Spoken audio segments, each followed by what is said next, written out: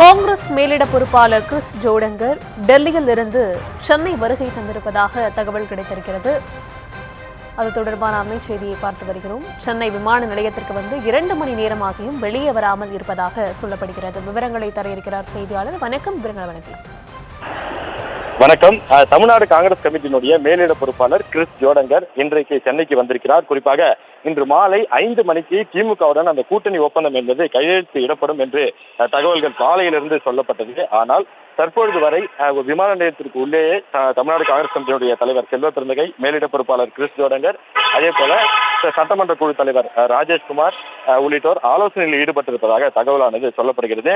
அதே போல அகில இந்திய காங்கிரஸ் கமிட்டியுடைய அமைப்பு பொதுச் செயலாளர் KC வேணுகோபால் இந்த கையெழுத்திடக்கூடிய இந்த நிகழ்வில் கலந்து கொள்வார் என்று சொல்லப்பட்ட நிலையில் அவரும் இதுவரை சென்னைக்கு வரவில்லை என்றுதான் தகவலானது நமக்கு கிடைத்திருக்கிறது.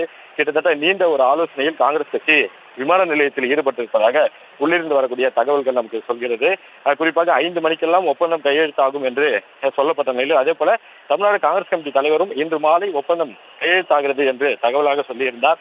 ஆனாலுமே கூட உள்ளே சென்ற அனைவரும் தற்போது வரை வெளியே வரவில்லை. அவர்கள் உள்ளே ஒரு நீண்ட ஆலோசனையில் ஈடுபட்டிருப்பதாக தான் நமக்கு தகவல் கிடைத்திருக்கிறது.